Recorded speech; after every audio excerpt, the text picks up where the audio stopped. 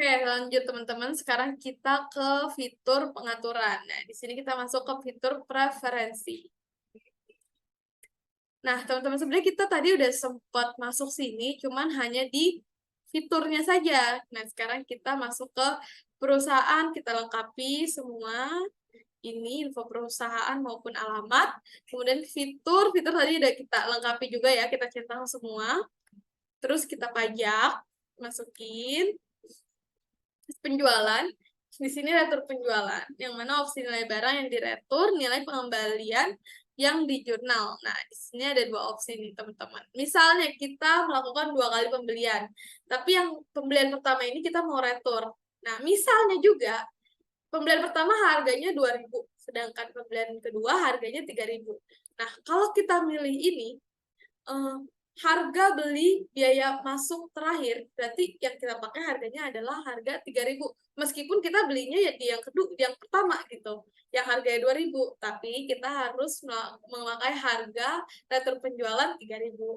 Tapi kalau misalnya BBP faktur penjualan, kita bisa menggunakan harga 2.000 tadi gitu, sesuai dengan faktur penjualannya kayak gitu. Nah, selanjutnya perbarui biaya barang saat simpan ulang retur penjualan, ini bisa kita checklist.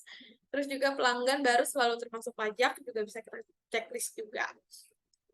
Selanjutnya ini ke pembelian, faktur pembelian, yang mana akan terisi di pembelian aset ini akan terisi dengan akun perantara saat melakukan pencatatan pembelian aset, tetap melalui modul pembelian seperti pesanan pembelian dan faktur pembelian.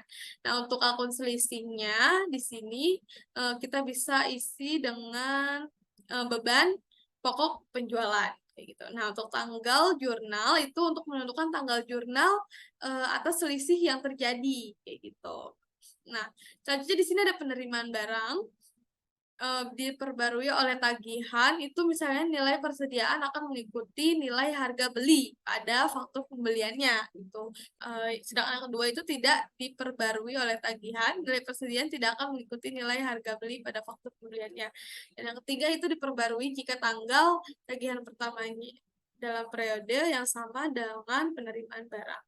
Nah, ini dia kita isi sesuai yang kayak gini aja. Selanjutnya pembatasan. Pembatasan ini dilakukan untuk membatasi akses pengguna level operator ke data usaha akurat online gitu. Misalnya kan kita yang pertama kali buat itu adalah administrator utama. Nah, kita bisa masukin lagi nih yang lain, pengguna lain. Nah, itu misalnya admin kedua. Nah, kita mau membatasi sesuatu dari admin kedua gitu. Nah, ini bisa dibatasi semua atau akses terbatas hanya pada waktu gitu. Persetujuan. Nah, persetujuan ini kalian bisa centang fitur-fitur yang memang memerlukan persetujuan gitu, sesuai keinginan kalian. Selanjutnya di sini ada atribut tambahan, akun perkiraan yang sudah kita buat di awal. Kalau misalnya sudah disiapkan kan tinggal upload, tapi sedangkan kalau misalnya belum disiapkan, kita bisa dibuatkan secara otomatis sama akurat. Nah, dan lain-lain di sini berfungsi untuk melakukan pengaturan terkait format desimal, umur utang piutang, serta umur persediaan, pengaturan terkait dengan komisi penjualan. Di sini ada di bawah. Tuh. Kalau udah selesai, kita boleh simpan. Nah, selanjutnya kita masih ke pengaturan. Di sini ada akses grup, pengguna. Sebenarnya kita jelasin secara singkatnya aja ya. Kalau misalnya akses grup ini berfungsi untuk mengelompokkan pengguna-pengguna yang memiliki kesamaan akses ke fitur-fitur data usaha akurat.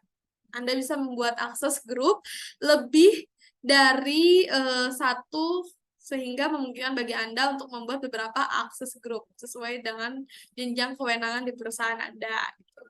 Nah, selanjutnya untuk masih tentang pengaturan ya, kita ke pengguna. Fitur pengguna ini pada menu preferensi berfungsi untuk menambahkan pengguna baru, misalnya kayak gitu. Mudah saja kita cuma masukin nomor handphone, jenis aksesnya mau apa, operator atau admin gitu.